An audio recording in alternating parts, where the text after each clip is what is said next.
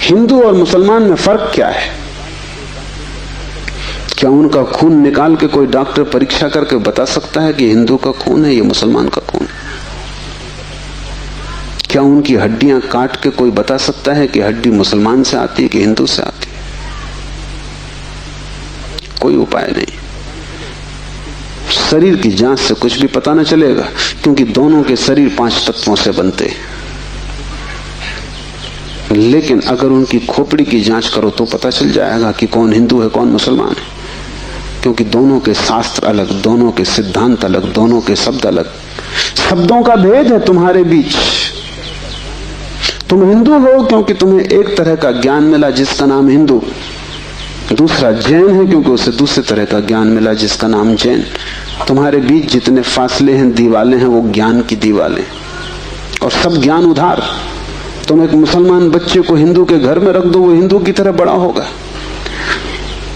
वो ब्राह्मण की तरह जनेऊ धारण करेगा, वो उपनिषद और वेद के वचन उद्धृत करेगा। और तुम एक हिंदू के बच्चे को मुसलमान के घर रख दो, वो कुरान की आयत दोहराएगा।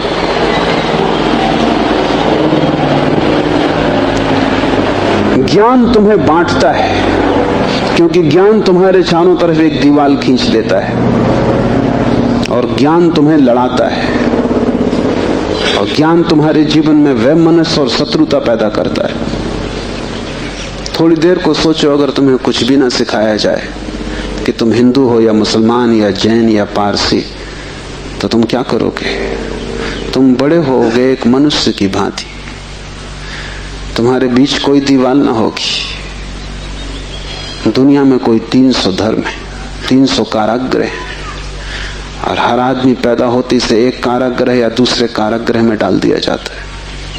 और पंडित पुरोहित बड़ी चेष्टा करते हैं कि बच्चे पे जल्दी से जल्दी कब्जा हो जाए। उसको वो धर्म शिक्षा कहते हैं। उससे ज्यादा अधर्म और कुछ भी नहीं है। वो उसको धर्म शिक्षा कहते हैं। 7 साल के पहले बच्चे को पकड़ लें, क्योंकि 7 साल का बच्चा अगर बड़ा हो गया तो फिर पकड़ना रोज रोज मुश्किल होता जाएगा।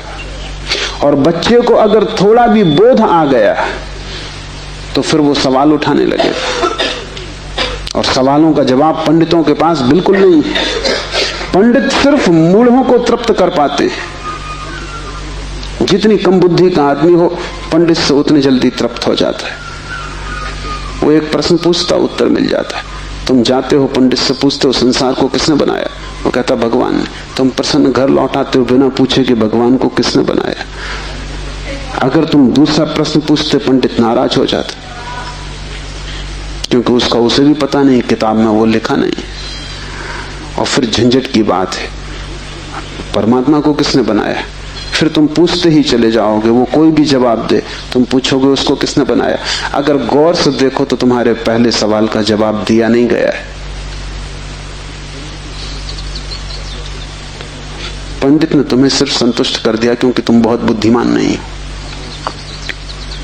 और बच्चे अबोध, उनका अभी तर्क नहीं जगा, विचार नहीं जगा, अभी वो प्रश्न नहीं पूछ सकते। अभी तुम जो भी कचरा उनके दिमाग में डाल दो, वो उसे स्वीकार कर लेंगे। बच्चे सभी को स्वीकार कर लेते हैं, क्योंकि वो सोचते हैं जो भी दिया जा रहा है वो सभी ठीक है। बच्चा ज्यादा सवाल नहीं उठा सकता, सवाल उठाने के लिए थोड़ी प्रौढ़ता चाहिए। इसलिए सभी धर्म बच्चों की गर्दन पकड़ लेते हैं और फांसी लगा देते हैं। फांसी बड़ी सुंदर है। किसी के गले में बाइबल लटकी है, किसी के गले में समय साथ लटका है, किसी के गले में कुरान लटकी है, किसी के गले में गीता लटकी है। ये इतने प्रीतिकर बंधन है कि इनको छोड़ने की हिम्मत फिर जुटानी बहुत मुश्किल है। और जब भी तुम इन्हें छोड़ना चाहोगे, एक खतरा सामने आ जाएगा, क्योंकि इन्हें छोड़ा तो तुम अज्ञानी। क्योंकि जैसे तुम इनको छोड़ोगे, तुम पाओगे मैं तो कुछ जानता नहीं, बस ये किताब सारी संपदा है, इसको संभालो। अपने अज्ञान को छिपाने का यही तो एक उपाय है। लेकिन अज्ञान छिपने से अगर मिटता होता तो बड़ी आसान बात हो गई होती। अज्ञान छिपने से बढ़ता है, जैसे कोई अपने घाव को छिपा ले, उससे कुछ मिटेगा नहीं। घाव और भीतर भीतर बढ़ेगा, मवाद पूरे शरीर में फैल जाएगी। शिव कहते हैं ज्ञान बंद है, ज्ञान सीखा हुआ, ज्ञान उधार, ज्ञान दूसरे से लिया हुआ, बंधन का कारण है। तुम उस सब को छोड़ देना जो दूसरे से मिला है। तुम उसकी तलाश करना जो तुम्हें किसी से भी नहीं मिला। तुम उसकी खोज में निकलना, उस चेहरे की खोज में जो तुम्हारा है। तुम्हारे भीतर छिपा हुआ एक झरना है चैतन्य का, जो तुम्हें किसी से भी नहीं मिला, जो तुम्हारा स्वभाव है, जो तुम्हारी निज संपदा है, निजत्व है, वही तुम्हारी आत्मा है। तीसरा सूत्र है योनि वर्ग और कला शरीर है।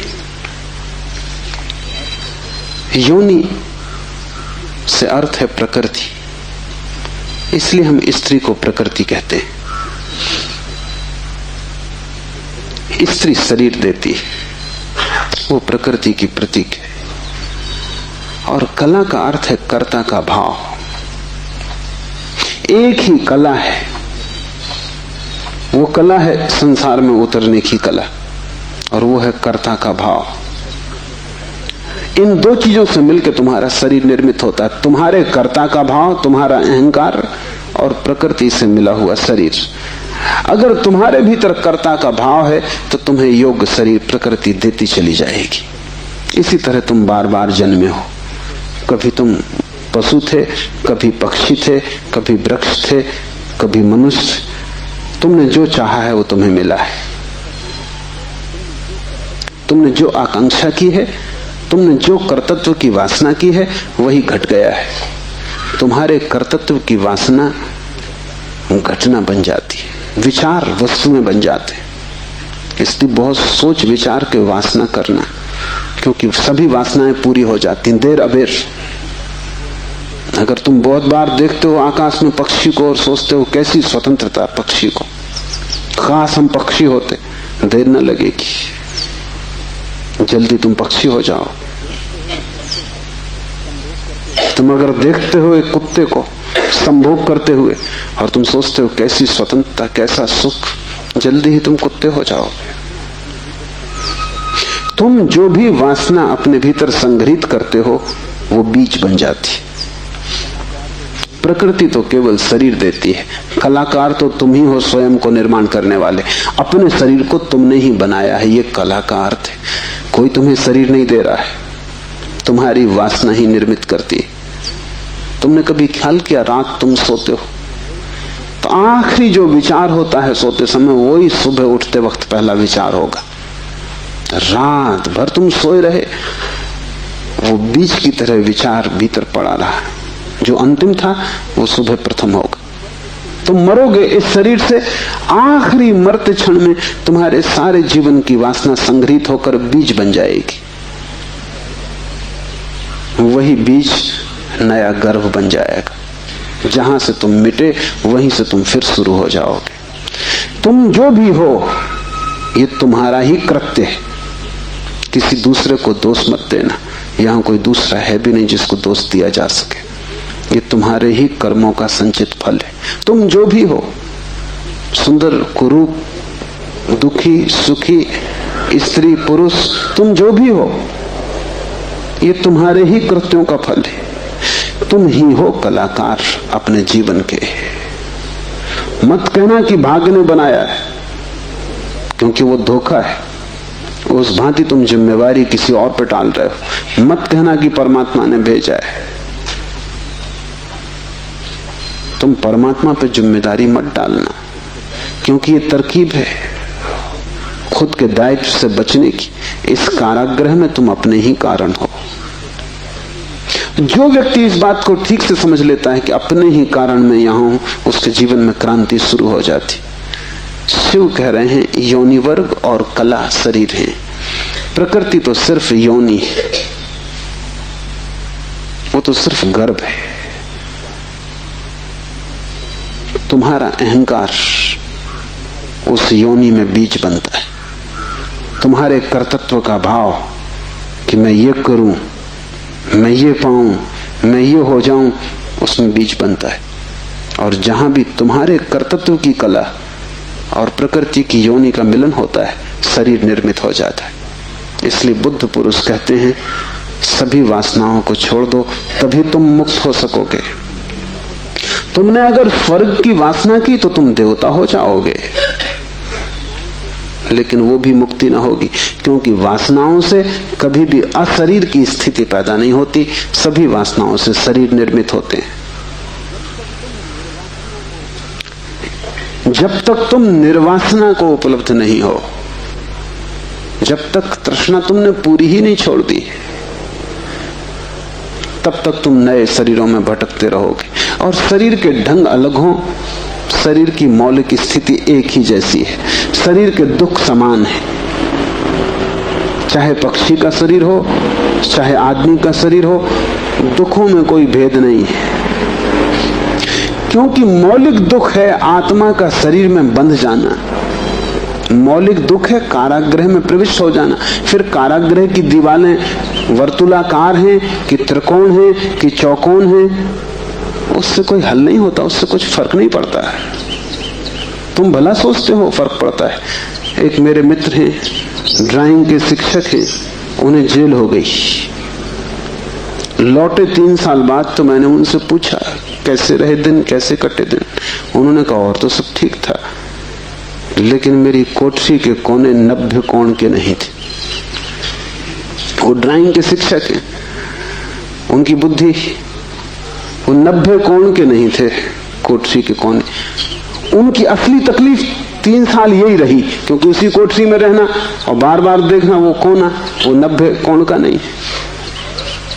तो जो बात उन्होंने मुझसे कही हुई है कि और तो सब ठीक था, बाकी कुछ अड़चन न थी, लेकिन कोने ठीक 90 के नहीं थे। कोने 90 के हों कि 90 के ना हो, इससे क्या बुनियादी फर्क पड़ेगा। कारागृह कारागृह, पक्षी का शरीर के आदमी का बहुत फर्क नहीं पड़ता। बंद तुम हो गए वही दुख है, बंध गए तुम वही दुख।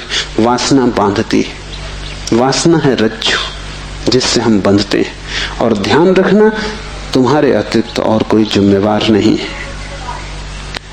उद्यमो भैरवा, चौथा सूत्र है उद्यम ही भैरव है। उद्यम उस आध्यात्मिक प्रयास को कहते हैं जिससे तुम इस कारागृह के बाहर होने की चेष्टा करते हो। भैरव शब्द पारिभाषिक है। भा का अर्थ है भरण, रा का अर्थ है रवण, वा का अर्थ है वमन। भरण का अर्थ है धारण, रवण का अर्थ है संहार और वमन का अर्थ है फैलाना। भैरव का अर्थ है ब्रह्म, जो धारण किए है, जो संभाले है, जिसमें हम पैदा होंगे और जिसमें हम मिटेंगे, जो विस्तार है और जो ही संकोच बनेगा, जो सृष्टि का उद्भव है और जिस